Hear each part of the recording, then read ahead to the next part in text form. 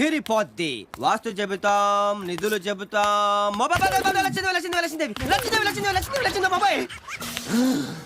మా కాలుని లాగింది సాక్షాత్తు లచ్చిందేవా లేక ఇది మా భ్రమ? చూసిదము. లచ్చిందేవి ఖచ్చితముగా లచ్చిందేవే. మాతా వచ్చుచుంటి, తల్లి వచ్చుచుంటి. స్వామి అయ్య బాబాయ్ లక్ష్మీదేవి